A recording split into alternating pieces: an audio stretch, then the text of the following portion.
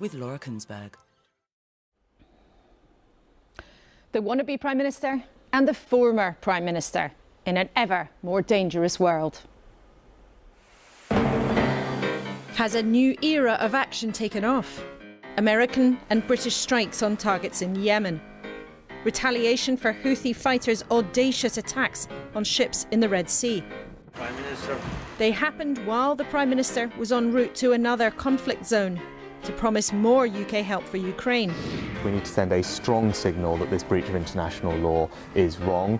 The bombing of Yemen was backed by the Labour leader too. We do support this action. With Keir Starmer hoping to follow these two into Downing Street, hoping his picture will one day hang there too if he wins.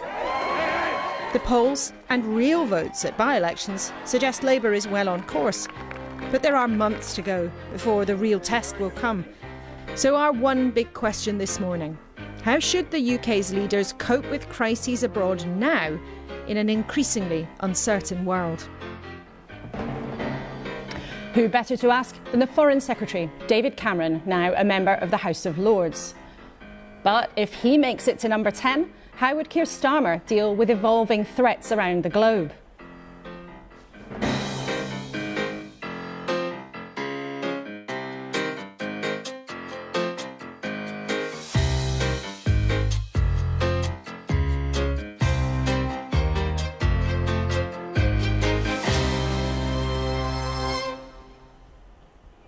Morning, morning, and with me at the desk for the show, the actor and all-round superstar, Alan Cumming, journalist Isabel Oakeshott, and for the first time, the editor-in-chief of The Independent, Geordie Greig. A very warm welcome to all of you. And as we've got them both here this morning, Keir Starmer and Lord Cameron, I just wonder, Lord Cameron, you were leader of the opposition for a long time. You're now leader of the opposition, Sir Keir. It's often described as the worst job in British politics. It is. Have you got any tips for him, Lord Cameron? Plenty. What might they be? Get a plan. Keir Starmer, anything you'd like to hear from David Cameron that might be helpful to you? Well, 2010 experience when he went from opposition into government would be interesting to discuss. But we've got a plan, he'll be pleased to know. OK, well, we'll hear more from you shortly in the programme. Let's first of all start with what is making the news in the papers and online this morning. Both of our guests have already been busy. David Cameron's told the Sunday Telegraph the UK had no choice but to strike the Houthis in Yemen. On the front of Geordie's paper, The Independent, on Sunday, Keir Starmer accuses Iran of sponsoring terrorism. The Sunday Mirror is marking 100 days since the war between Israel and Hamas began. And the Sunday Times has more on the post office scandal, claiming that Paula Venables, the former boss, was given her CBE honour despite warnings being raised at the time. And in the last half hour, news agencies have been reporting that 4 migrants have died trying to cross the Channel to get to the UK. We'll bring you more details on that this morning if we're able to get them for you in the next 60 minutes. Right, you three. Something important's happened this week, of course, around the world with American and British military strikes. Geordie, do you think that's going to change the tone of our political conversations? It's definitely, there was a scramble for leadership and trust in what happens with these very uncertain difficulties, how to keep the highway safe, how to not get into a war, how to show strong moral control of what the argument is in what we do as a nation and our role in the world, with huge necessity not to get over-involved and this to become a wider conflict. And that's what we saw in The Independent. We saw Keir Starmer saying how he wanted to try to combat the injustice of pirates, of people doing wrong, getting involved, echoed by David Cameron. So we are seeing a scramble for let's be the grown-up in the room.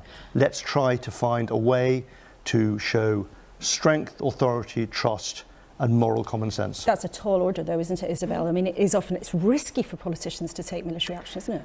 Well, at the moment we have near political unity on this from both the government and the opposition.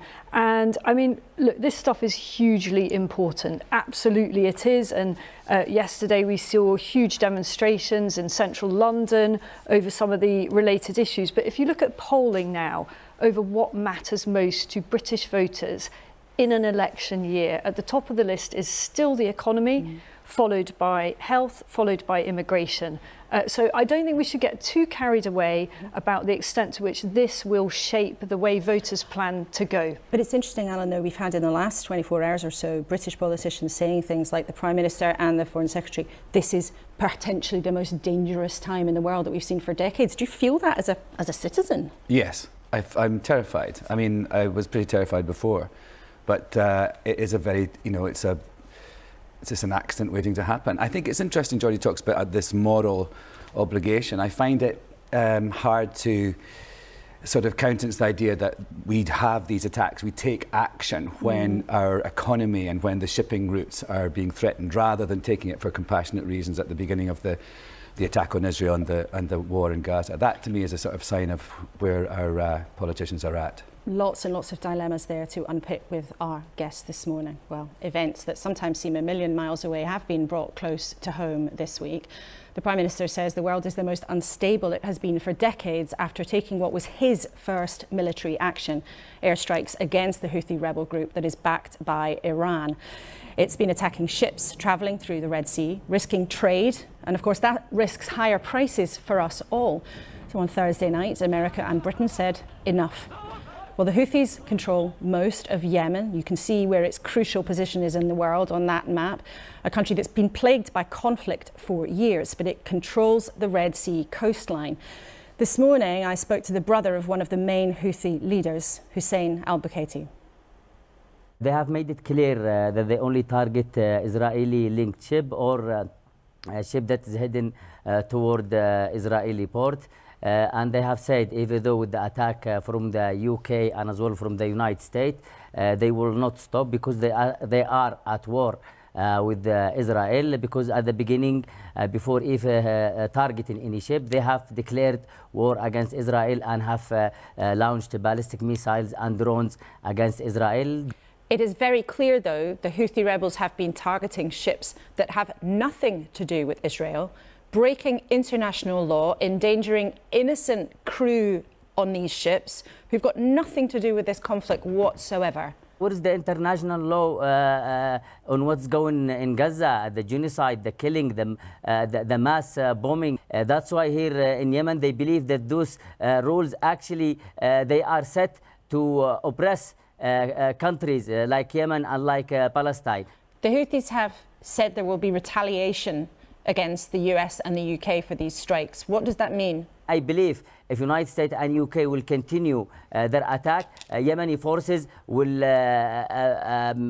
attack United States battleship and UK ship, maybe using hundreds of drones and missiles and cruise missiles. Mr. al-Bukaiti, thank you so much for joining us from Sana'a this morning. Well, the Foreign Secretary, as promised, is here with us now. Welcome to the studio. Good to have you here for the first time.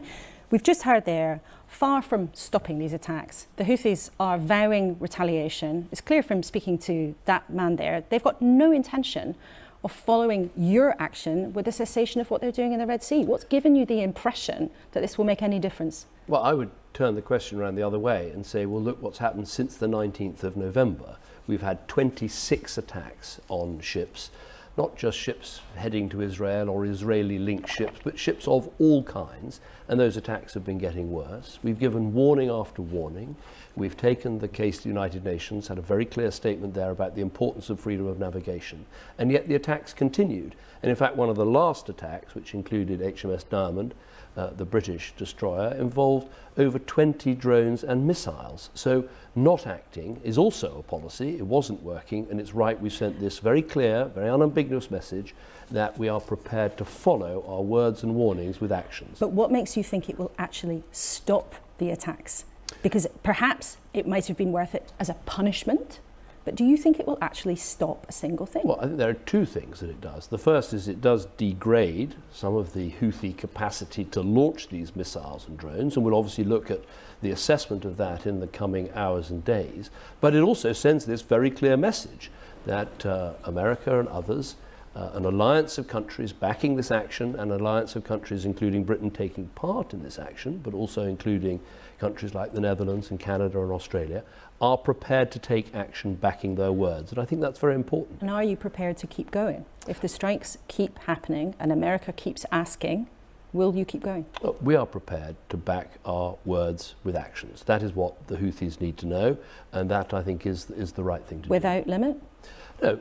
Look, of course, we look at all of these things very carefully, and I want to sort of make the point, it's quite interesting going back into government and watching this Prime Minister, who is very meticulous and careful and looks at every question. Are there alternatives? Has every other policy been exhausted? Have we consulted with colleagues? Are we looking at the effect on the region? I mean, he goes into every detail in completely the right way, but then is a strong and determined leader who wants to take the right action to try and stop these appalling attacks from happening. And that's the way he will approach it, and I think that's entirely right. What you didn't do, though, was consult Parliament. Now, it's been reported in the last couple of days that the decision was actually taken on Tuesday. Is that true? Well, we've had a range of meetings going back some time, because, of course, as soon as these attacks started, we, with others, have been looking at what can we do to try and stop this action in the Red Sea. How do we keep this vital shipping lane open? And of course, it's not just the goods that come here and the effect on our economy. This is also, you know, grain being taken to desperately poor countries. But this is about why you didn't seek the consent. Okay, let me answer that very directly. So we've given all these warnings, including warnings that have been given in Parliament, and all, in my view, the Prime Minister followed all the correct procedures, assembling ministers, listening to advice, listening to legal advice, consulting with allies.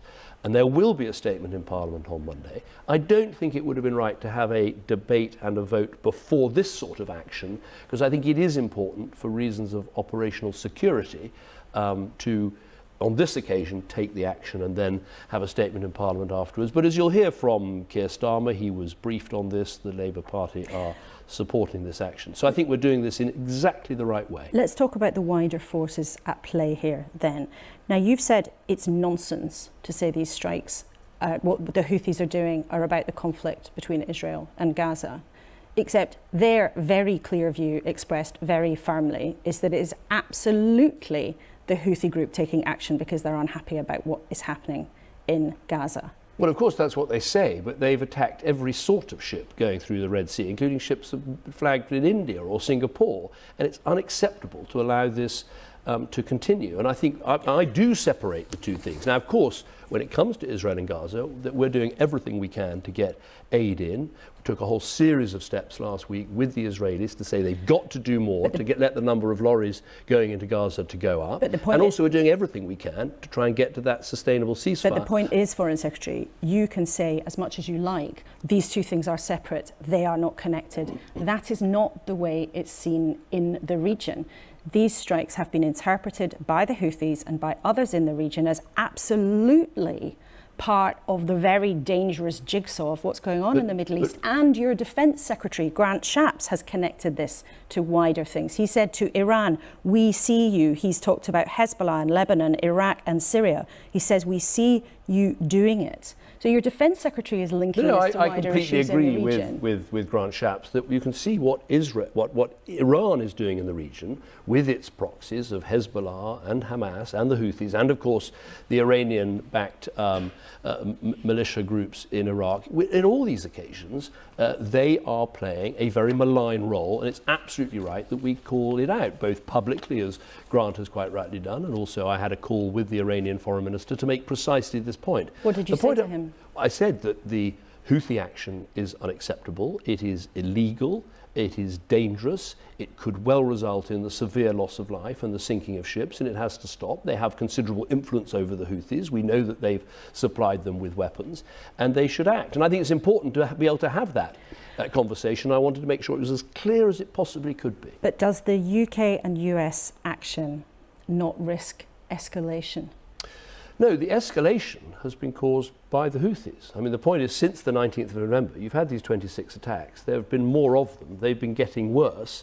And, you know, not acting is also a policy, and it's a policy that doesn't work. We've seen the escalation take place. So what we're doing is saying, your actions have a consequence. We've given these warnings. We've very much treated military action as a last resort.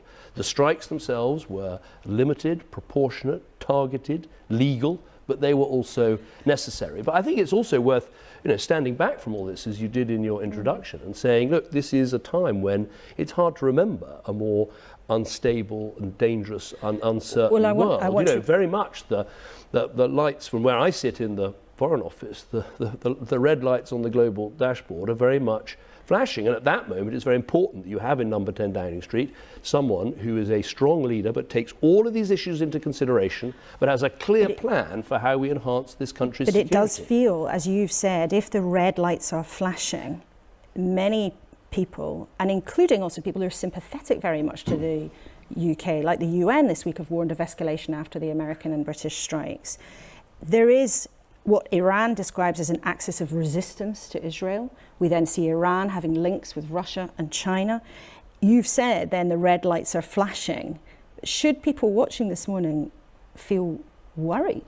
Well, they should certainly insecure? feel worried about the level of, look, we've got a war in Europe, we've got instability in the Middle East, we've got more wars taking place in Africa at the moment than there have been for decades. We've got the terrorist threat that is always with us, but added to that, we've got the state threat of states taking action against people in this country. So you've got a whole range of threats, quite aside from climate change and other things we could talk about. And that is exactly why you need a government that is thinking very carefully, how do we enhance our security? How do we keep our alliances strong? How do we work with friends and partners? How do we strengthen our defences against terrorism? How do we make sure our defence budget is capable of doing all the things we need it to do? And I think one of the reasons I came back into the government is I look at Rishi Sunak as a very strong, capable leader. Not only capable because he's got a huge brain, but capable because he's got the right values. That's the key. Would it help, however, given how dangerous the world is, then if you called much more robustly, much more firmly for Israel to end its bombardment of Gaza? It's been going on for 100 days now. The Hamas-run health ministry says more than 20,000 people have been killed. Is it time now for the UK to say enough? There must be an immediate ceasefire. I think it's time for us to say two things. One is a humanitarian pause where we can get aid in and get hostages out would be really helpful, and we would support that straight away. But on this question of a more general ceasefire, I want it to be sustainable. And you can't have a situation where Hamas are still in power, still launching rockets, still capable of launching terrorist attacks against Israel. That's not going to be a sustainable ceasefire. So, of course, it can make you feel better to call for an immediate all-round ceasefire. But if it's not actually going to be sustainable, you're not really doing something that's going to bring this situation to a close. But you said this week you're worried Israel may have been breaking international law. Doesn't it require then a firmer level of protest or rebuke from allies? I think we have been incredibly firm. Of course, we are a friend and ally of Israel, but we do not hold back in the conversations we have with them about applying international humanitarian law, about, crucially, right now, what I most want them to do is to allow ships to arrive at Ashdod port so we can get aid into Gaza that way. We've got about 150 trucks a day going into Gaza with aid. We need that to be 500. There are people in Gaza who are hungry and could be starving. There are people who are ill and we could see real outbreaks of disease. We need that action now. It's not just Israel that needs to act. The UN needs to do more. The Egyptians need to deal with bureaucracy. We need to make the aid available. But there are a whole series of steps, including making sure that the UN has the trucks, the people and the fuel to distribute that aid around Gaza. A whole set of steps need to take place right now, and we don't hold back from making those points to the Israelis. Of course we don't. With all of these dangers that you have described, would it help if Donald Trump returns to the White House, a politician who you described as behaving in protectionist, xenophobic and misogynistic ways? Well, we have to work with whoever the United States chooses as their president. And one of the things I saw as Prime Minister is, with Barack Obama and I got on very well, so that was okay. But you can have disagreements, you can have prime ministers and presidents of very different political hues and different approaches, but we have to make that relationship work. It's one of the things that actually helps to keep us safe in the world. It's not some grandiloquent gesture by the United Kingdom. What I care about is, do we have the intelligence? Do we have the information? Do we have the partnerships to keep our own people and our own country safe? And that relationship with America is absolutely vital in doing that. So whatever the Americans choose to do, we will have to try and make it work. You are a diplomat now. I noticed, and not repeating language that you've previously used about Donald Trump. Let's see what happens in America in the coming months. We have a little bit more information now about what happened in the Channel. It seems in the early hours of this morning, 4 people have died, 72 people have been rescued, and it's been reported by French news agencies. It sounds like this is another very distressing incident, and yet more evidence that after many years of trying to grapple with this problem, your Conservative Party has been unable to stop this, unable to protect vulnerable people, unable to stop what many people think is a ghastly illegal trade. Well, it's heartbreaking when these things happen and the loss of life that takes place. And you can only think about what an appalling end it would be in the cold waters of the Channel in the middle of the night. It breaks my heart to hear about it. But it just shows we've got to stop the boats. We've got to stop this illegal trade in human beings. Now, we have done a huge amount. We've given a vast amount of money to help the French with their policing and intelligence operations. We've done a vast amount in the Channel itself. But ultimately, the only way you can stop the boats is by busting the model of the people smugglers, by making sure that if someone goes from point A in France to point B in Britain, they do not stay in Britain, that route doesn't work.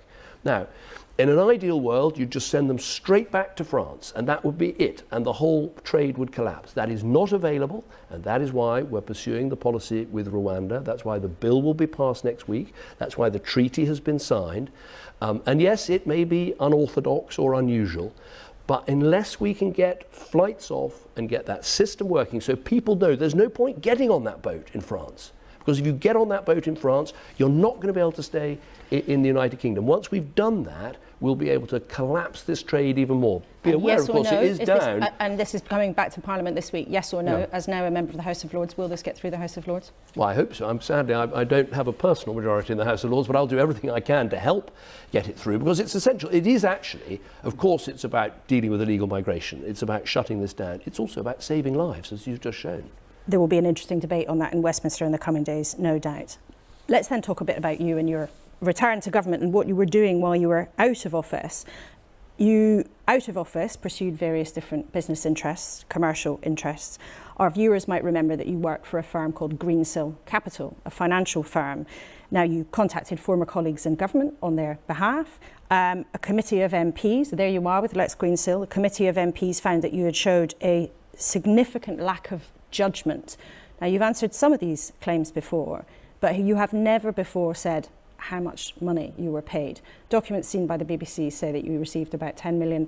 Is that true? No, that isn't true. I mean, so how much did you receive? First thing is, while I was out of office, the most important thing I did was to help Alzheimer's Research UK raise millions of pounds for people battling with dementia. That was the number one thing that I did. I've had to stop that. Now I'm coming back into government and I have just that one job. This issue on Greensill has been examined, as you say, by all these committees, by all these inquiries. But you've never answered how much money you were paid. And now you're back in government. That comes with scrutiny that I'm sure you understand as someone who's in frontline politics for a long time. How much money were you paid by Greensill Capital? What I've done since coming back into office is obviously resign every other job I have.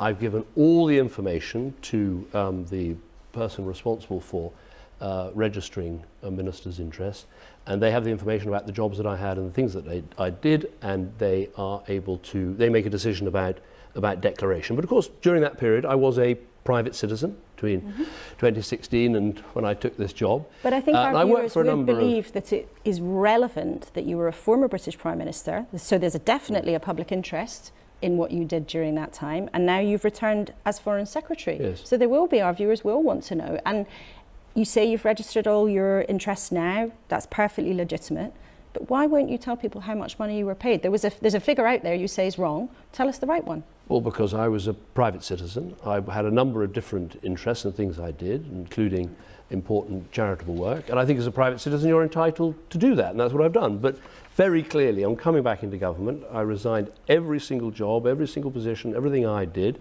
Then you make a declaration of your interests. You have to explain companies you've been working for to the person who registers these interests. And that's and then that's what they decide to publish. You are now back after a period of absence. I think we can show people you taking your red arm in the House of Lords.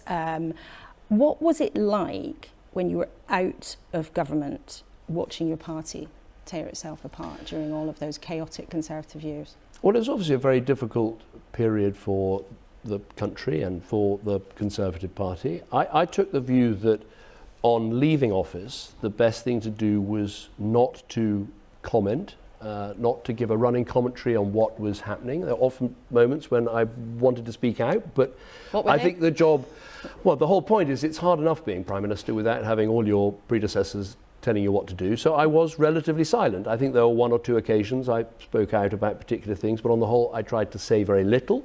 I also did not go and sort of refresh a whole lot of relationships with European leaders because we were doing important negotiations in Europe, and I didn't want in any way to go behind the back of government. In some ways, maybe that's made it easier now to come back in because I'm now responsible for a lot of our relationships with European leaders and our relationship with the European Union.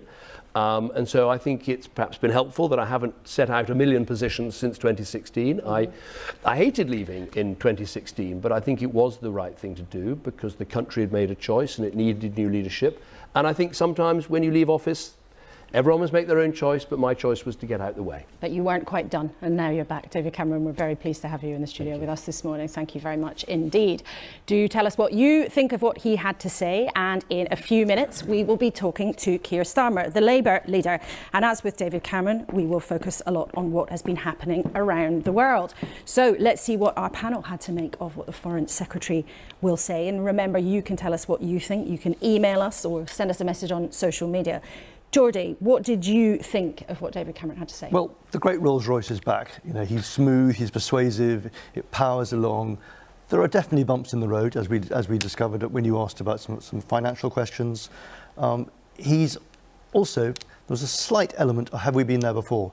Tremendously good explanation about why we should go in with Houthi and why we should be defending against bad things. Did you literally just say the great Rolls-Royce is back? Well, did you say that about David Cameron? Well, he's very smooth, but he's such a flatterer, honestly. What did you think then, Isabel? I could feel both of you. I was muttering. I thought that was a fascinating interview. You covered a huge amount of ground there. A lot of things stood out. He didn't deny that these strikes won't actually make a huge amount of difference. He didn't deny that the decision was taken several days before any of the rest of us knew about it. He is, of course, probably still very bruised from that historic moment when he did ask the Commons whether they would approve strikes on Bashar al-Assad in Syria, and the Commons said no, and that was a huge humiliation. So I thought that was very interesting. That's the Groundhog Day, isn't it? Do we worry that he's actually going to try and persuade us to get into foreign territory, foreign disputes with weapons, with our soldiers?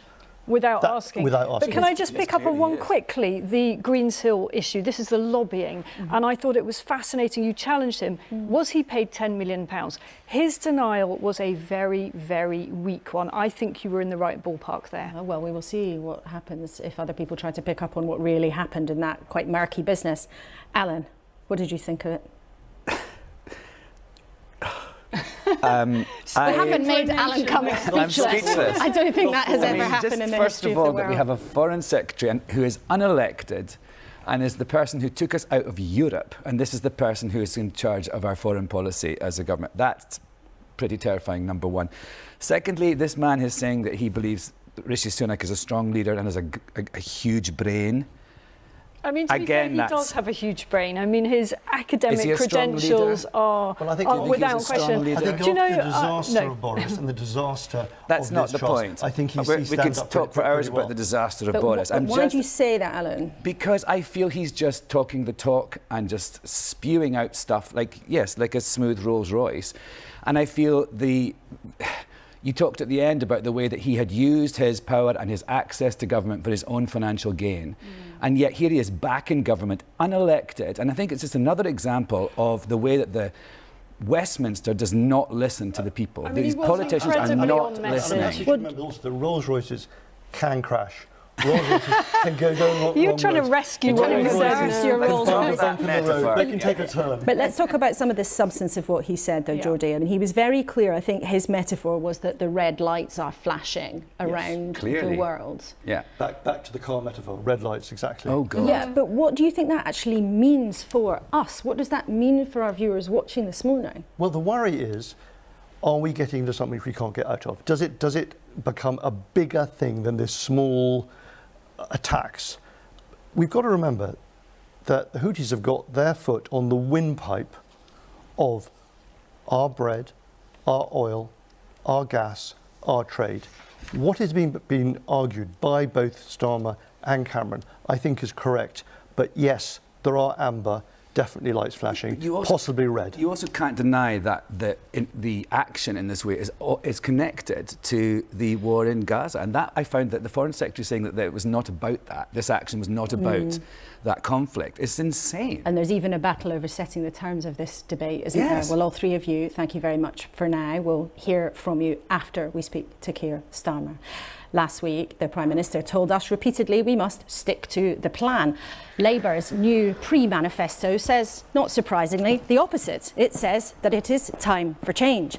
Well, Sir Keir Starmer's been on the road this week in the northwest of England pushing that message, but events around the globe are top of the list for us this morning. So, Sir Keir, welcome to the studio. Good morning. Let's start with that.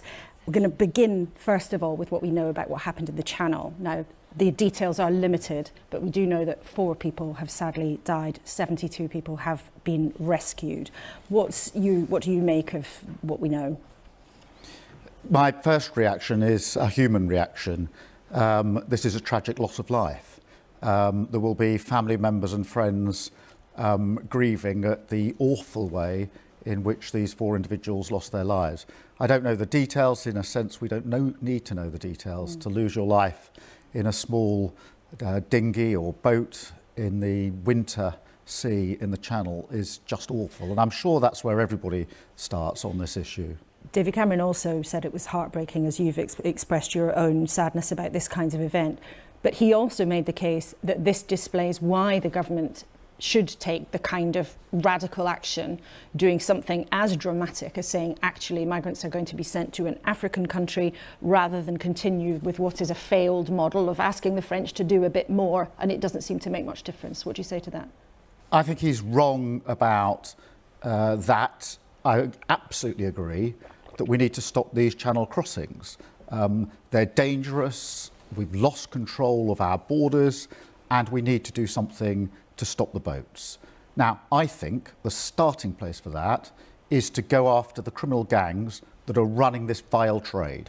If you look at what's happening, those boats that are being used now are bigger than they were. They're being made to order. They're being brought across Europe to the north coast of France, and then people are being put in those boats. It's a vile trade. It makes for the traffickers millions of pounds. Now, I think that we need to smash those gangs. Which is very similar to what the government says too, and that doesn't seem to change very much. The National Crime Agency is already working on this. Before I was a politician, I was the chief prosecutor for 5 years of England and Wales. We had to deal with terrorist plots. We had to deal with those that were smuggling guns and drugs into our country.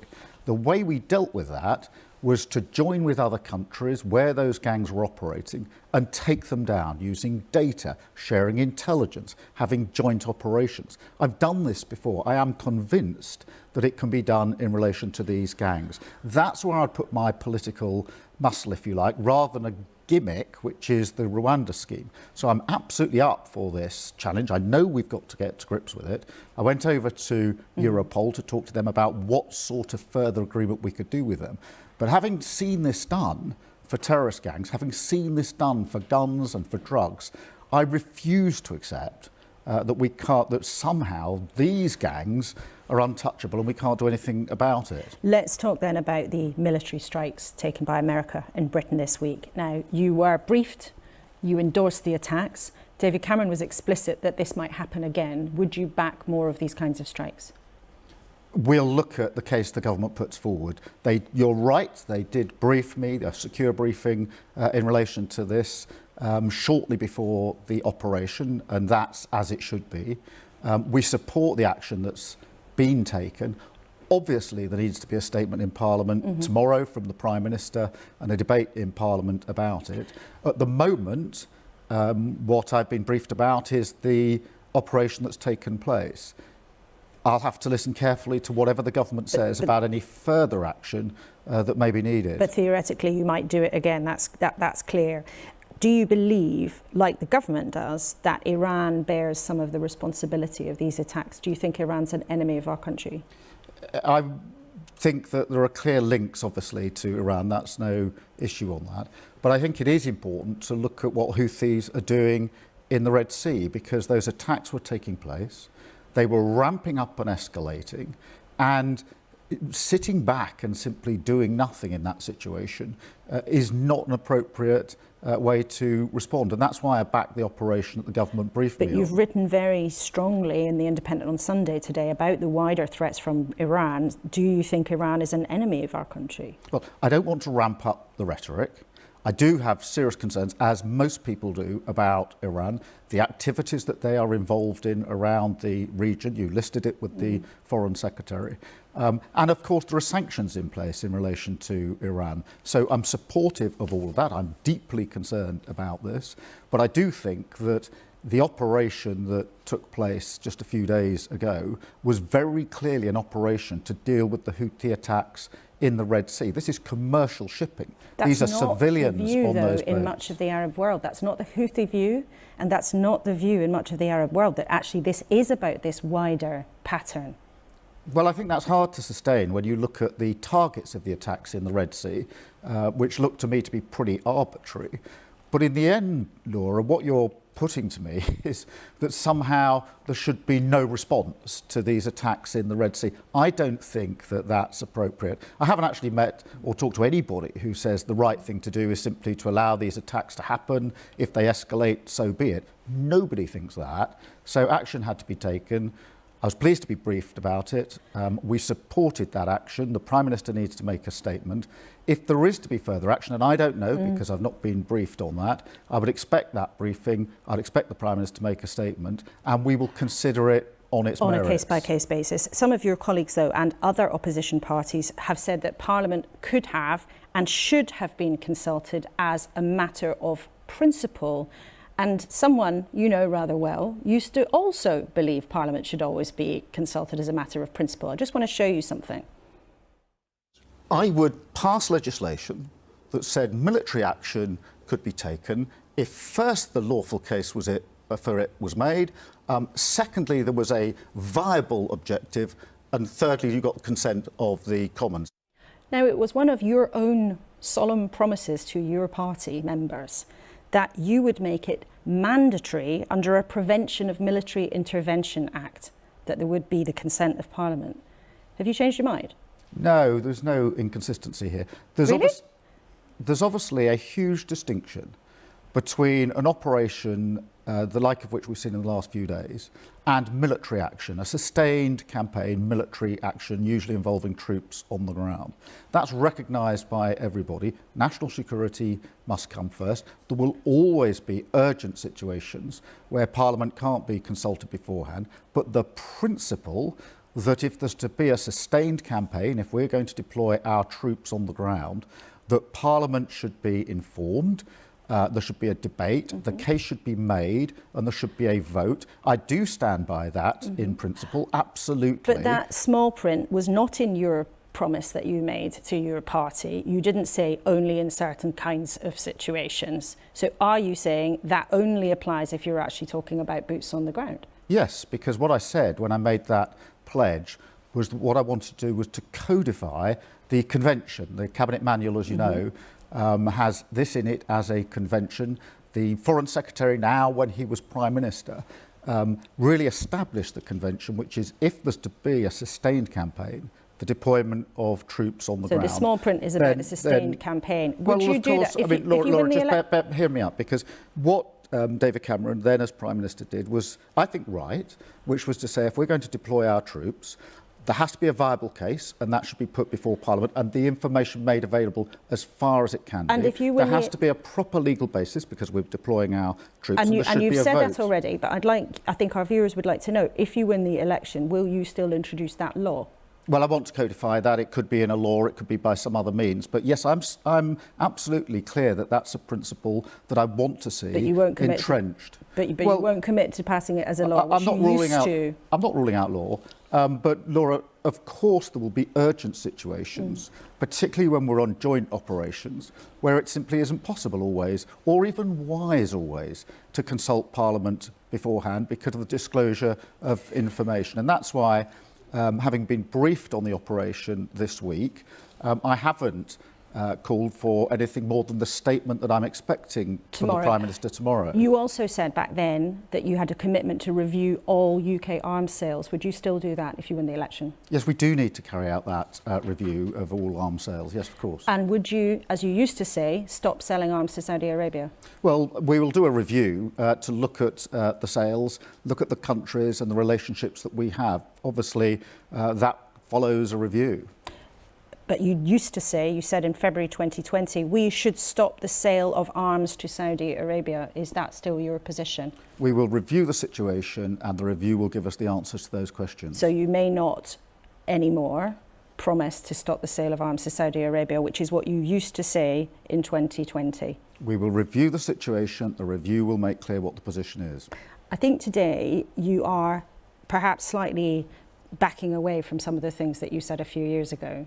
So you said when you made your prevention of military action promise, it wasn't there in the small print that you only meant sending boots into the ground. You've just said that I challenge that, Laura, because I made it very clear when I was saying that it was to codify the existing convention. It's absolutely clear from the Cabinet Manual, it's absolutely clear from what David Cameron did as Prime Minister, that was about a sustained campaign with troops on the ground. I'm not sure that all Labour activists listening to you understood that complexity. Laura, but on this point about arms... No Labour activist has ever said to me, if urgent action is needed, we should stop that in order for Parliament to be convened. But on arms sales, But on arms sales, you used to say you would stop the sale of arms to Saudi Arabia. You're now saying that you might not do that. I said would we review, and we will review. But do you think, though, that people on the left who listened to promises that you made to them in 2020, and even people who've got to know you as opposition leader,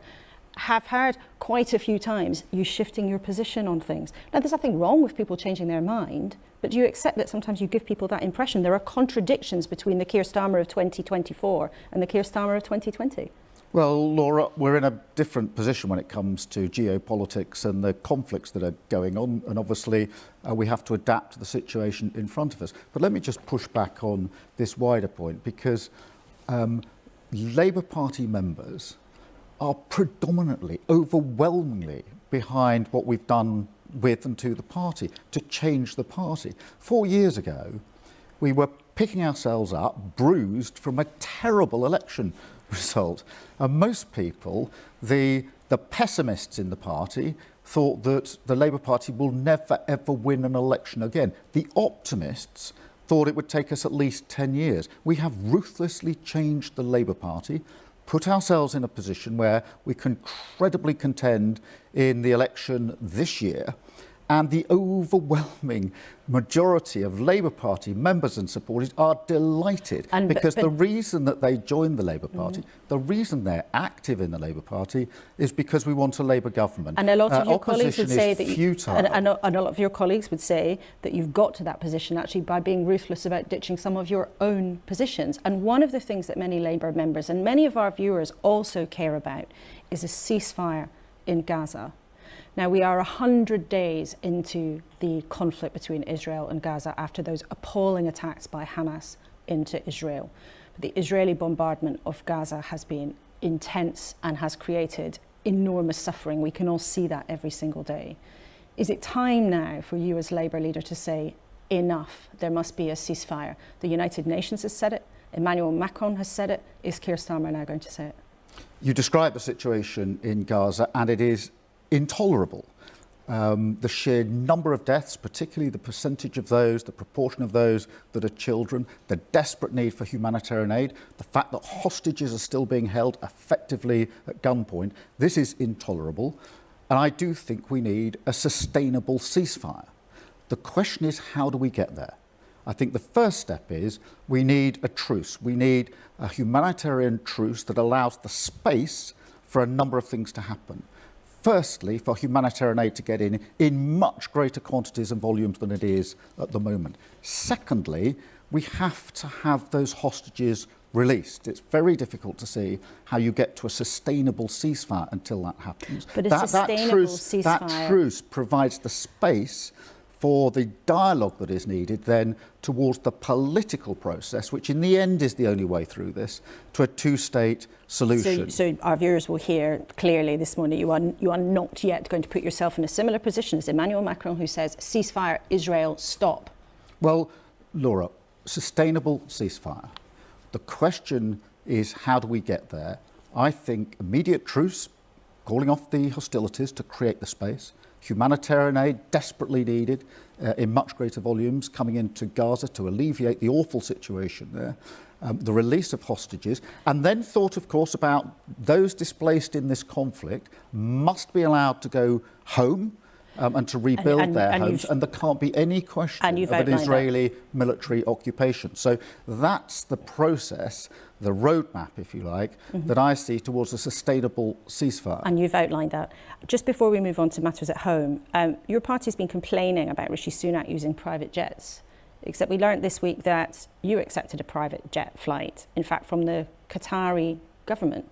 Isn't that a bit of a contradiction? Well, let me explain that. It's very straightforward. I was at COP28 over in Dubai. I had a meeting with the Emir of Qatar, organised.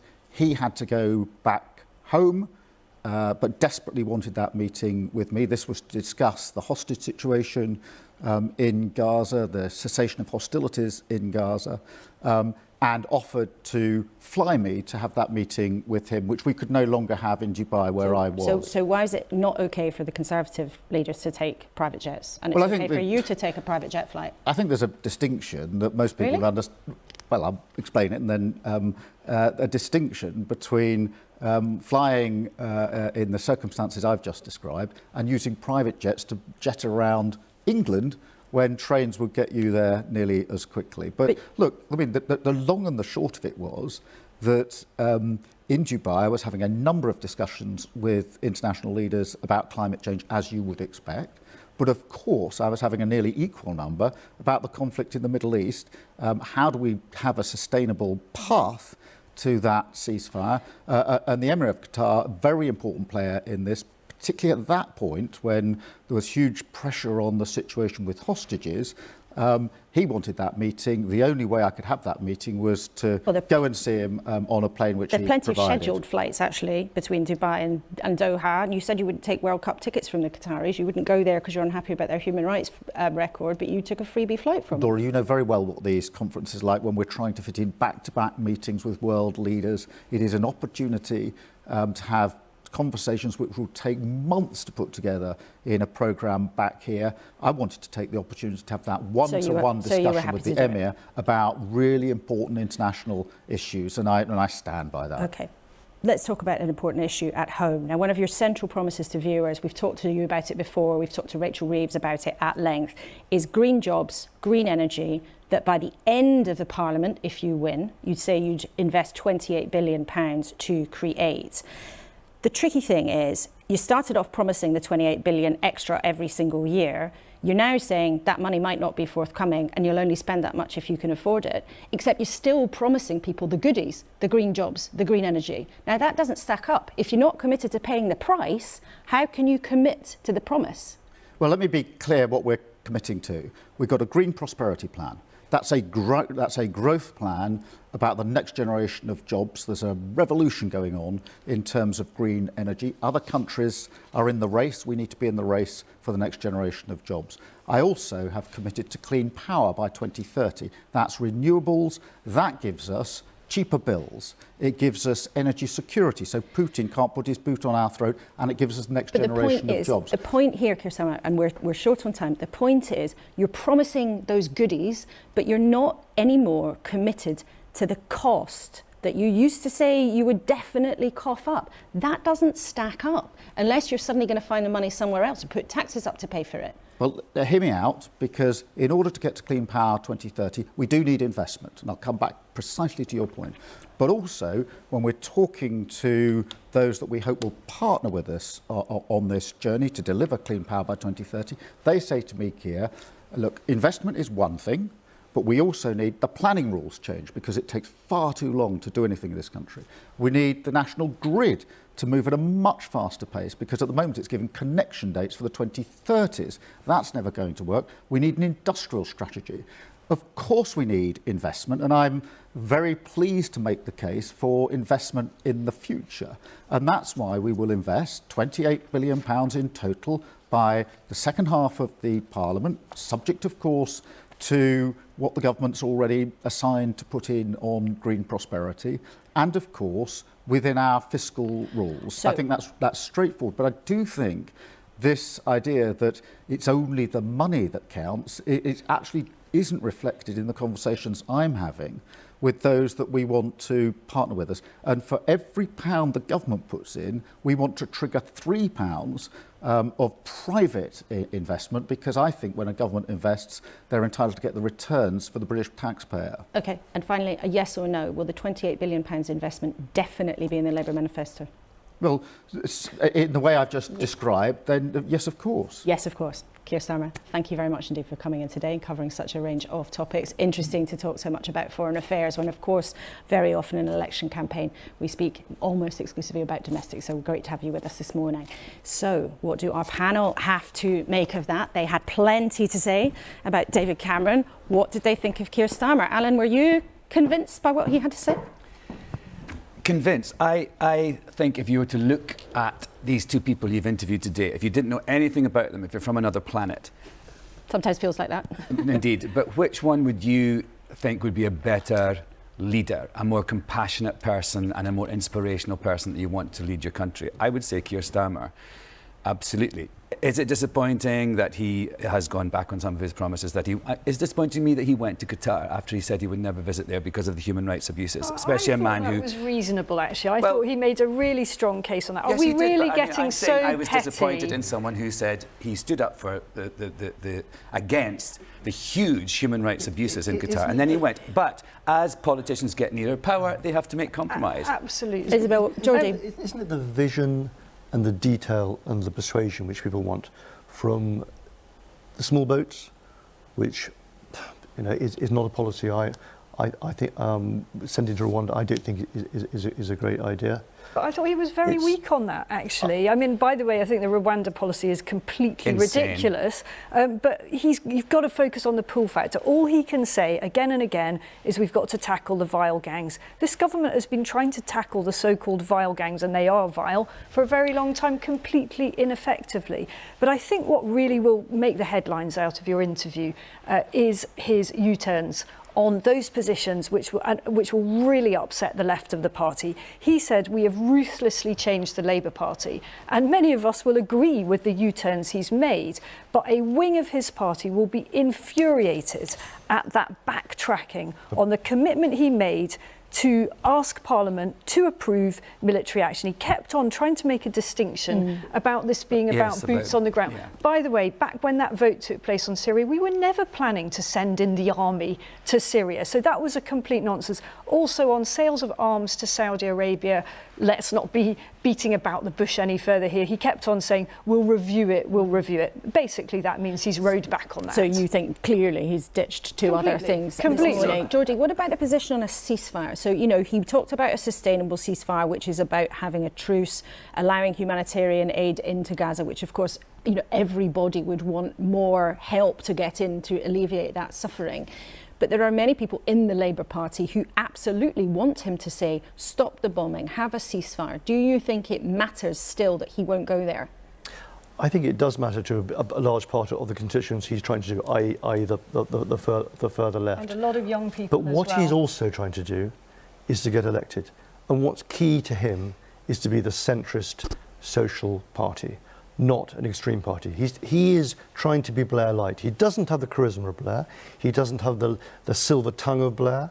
let's hope he doesn't have the ill judgment to go into Iraq like Blair did, which was the end of Blair. So there are many things he's got to do to keep on track. But let's not forget, he is hugely ahead in the polls. He's in the fortunate position. He doesn't have to do very much. He doesn't have to over-inspire. He just have to be there. If he is ahead in the polls, he should inspire. He should, if he is in a confident position, show who you are and show, again, not listening to the people, not listening to the public. He should be showing the British people that he is inspiring, that he cares, that he is different to what we've had before. And no disrespect, Laura, but a lot of that you're just doing your job, but a lot of that interview was about nitpicking and catching him out. And I just think, I'm really done with all that in politics. So we just want to hear. Like to have heard? I would like to hear more of his heart, and I would like to hear more what he actually feels. I mean, both the interviews we've had today have just been incredibly professional. These are both very, very experienced politicians who know how to bat off tricky questions. Rather than compassionate, inspiring leaders, and that's what I think we're lacking. It's not real, I think, is what you're saying. For a few seconds, I thought you were saying that I was being terribly professional. You have been all very professional, giving us very interesting insights. We are going to hear now from what you thought. You sent us in lots of your thoughts during the interview. We heard your emails, but I promised you we'd hear from you about what you made of David Cameron. Patricia Whittick says we should stop doing everything that the USA asks us to do. This action is dangerous and wrong. Paul in Liverpool told us, I find it amazing that Mr. Cameron won't declare his salary when he was working for a private company. A disgrace. Alexander Duguid said, I'm still far from convinced about Starmer. There are lots of pledges, but how are they going to do all the things they say? How, indeed, will both parties grapple with all the issues on their table in the next few months? But before we go, we're going to have a bit of fun because it's been heavy, important discussion this morning. So I have a question for you and a question for you. Would you be a traitor or a faithful? Now, if you've been living under a rock, The Traitors is a huge hit series here and a huge hit series, obviously, across the Atlantic, where, Alan, you are the host rather than Claudia Winkleman in ever more incredible costumes. I think we can show the audience some of you in the show. When you look at our politicians, who would be a traitor and who would be a faithful? Well, I think the very fact of being a politician means that you are using all the traits of a traitor. You're automatically a traitor. Automatically a traitor. Because you've got to... I mean, the thing about the show is that we watch people lie who have to lie. And sadly, that is kind of the very definition of a politician. Oh, goodness me. Isabel, you know Westminster well. Who would you say would be the top traitor? I'm afraid I've got to nominate Michael Gove, the ultimate Machiavelli. I mean, this is a man who stabbed Boris Johnson in the back and then went on to somehow ingratiate himself back into government. Yes. A brilliantly successful Machiavelli. Geordie, who'd be a faithful? You know what, it's a two-way street, this betraying or not betraying. Boris would consider that Rishi betrayed him by stabbing in the back. Rishi would consider Boris had betrayed him by stabbing him in the back after he left number 10. Which links to what you said. They're all as bad as each other. But I think we would all agree that Rishi Sunak's going to be banished. And also, just to be fair it's a long way till the election. Also, let's not forget that Starmer would be accused of treachery by Corbyn and vice versa. It's everywhere you look, there's treachery. Infamy. And also, Alan, you're everywhere you look as well. You're in the UK with a new West End show. Tell us briefly what you're up to. I'm doing a sort of cabaret solo show called Alan Cumming is Not Acting His Age, tomorrow and Monday at the Theatre Royal Drury Lane, then in Manchester, then in Glasgow. And it's a show, sort of cabaret show. I sing, I tell stories, all under the theme of getting older, which is something that clearly we're all doing. Really charming. Yes, really charming. What are you saying here? Come on, we're all getting older. We're all aging. Although some of us are, you know, seeking help in other ways, but we're all doing it. We are all getting older. Although I hope we don't all feel too old after a very interesting 60 minutes. I feel I've aged 10 years this morning. Oh my goodness me! Well, thank you all so much. It's been great having you here as a trio this morning. Thank you, of course, for being with us this morning. It's been a big few days where Rishi Sunak took his first military action. Clear there might be more to come. But our politicians across the board are having to lift their gaze from what happens at home to the new dangers around the world. We've had a flavour of how Keir Starmer might deal with them if he wins the election.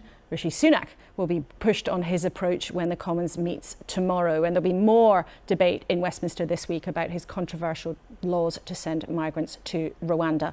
A big week ahead. In a few minutes, I will join Paddy O'Connell for this Sunday's newscast. There he is, waiting for our next programme. As ever, you can watch anything you missed on the iPlayer, and I will see you back here next Sunday, same time, same place. Goodbye. She does my fucking tits in, honestly. I'm scared to make coffee sometimes. I'm like scared she might curdle me fucking milk or some shit. I can't stand her, honestly. Bring back Victoria Derbyshire. Totally agree with that one. She's fucking shite. She really is. The viewing figures on this show is like fucking depressingly low compared to what it used to be like with Andrew Marr, by the way. Just so you know. Ha ha ha.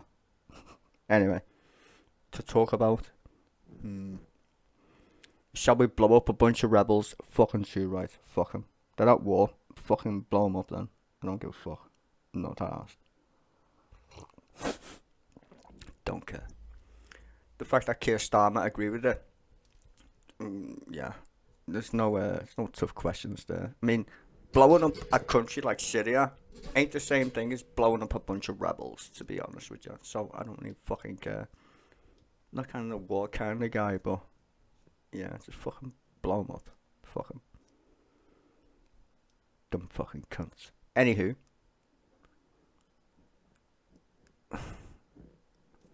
Do I like Keir Starmer? Not really, no. Would I rather have Keir Starmer than this twat that's like fucking in number 10? Yes. Would I rather vote Labour than Tory? Stupid question, but I'm going to try and pretend I'm not biased. Yes, is the answer to your question. Fuck the Tories. These people are so bad at their job, it's unreal. Let's go down memory lane. I don't do this very often. Lie. But I'm just going to do it anyway.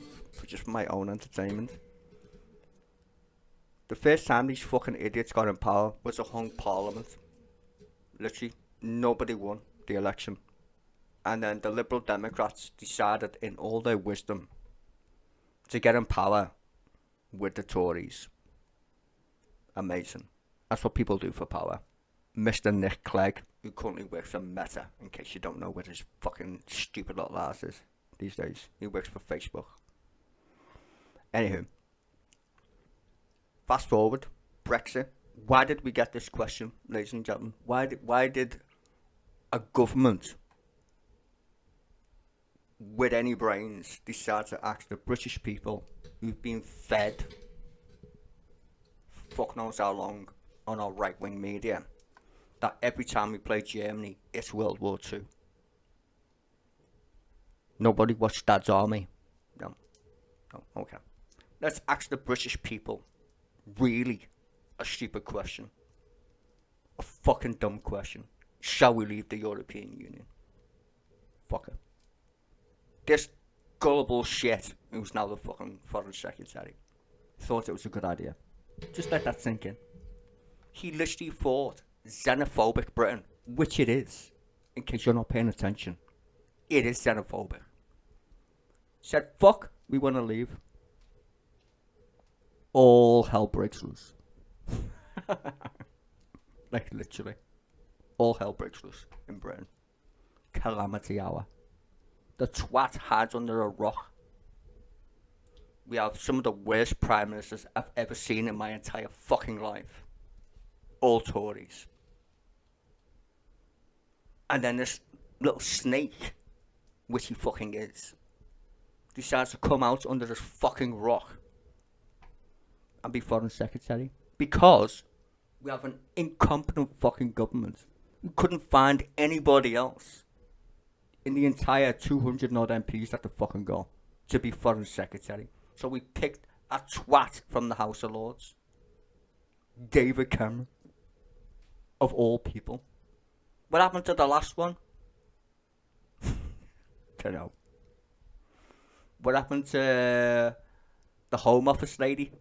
Racist bitch, and she was black. Yeah, that fucking Cruella Braverman. I mean, you can't make it up how bad this government's actually been in like the lifetime since it's been in power. We didn't even elect the current fucking fucktard in number 10. He was literally jettisoned in as an emergency because the last moron fucking nuked the economy by trying to borrow money and tell the people who you're borrowing it from that they're paying it. That's not how borrowing money works, you fucking clown. But okay. Is Keir Starmer going to be close to as bad as these fucking cunts? I hope not. I hope not. But I'm telling you one thing. If the Tories win the next election, we're fucking doomed.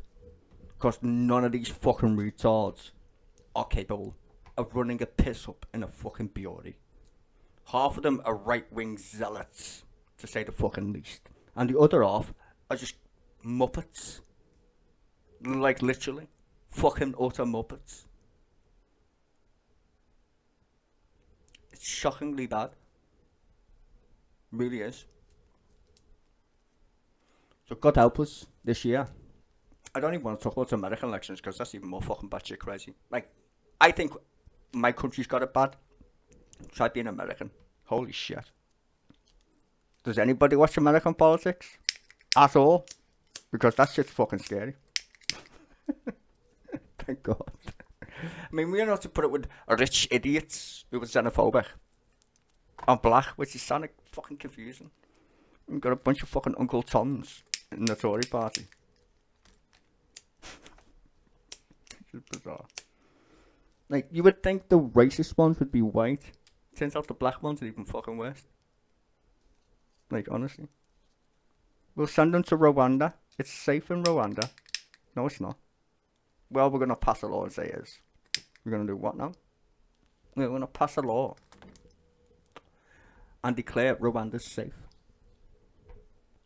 Can't make it fucking up. Bunch of fucking useless fucking tools. You'd have more luck invading France at this point to solve this boat problem. I know the funny thing is, I said this on my other stream. They don't come on boats, motherfucker. Most people come on planes. The vast majority of people who are in the UK illegally didn't come on a boat. They came on a plane. I just fucking ran away. Vanished. That's mental. The migration thing is mad because a lot of the people, or the numbers, even then, legally, we opened the door to fuckloads of people. Ukrainians, Afghans who we fucked over in the first place. Should never even went to Afghanistan in the first place. Imagine invading a country and the guy that you're trying to kill ain't even there. He's in Pakistan next door, having a laugh. And was there for years. But we blew up Afghanistan. Not that there's fuck all to blow up, there's nobody fucking there.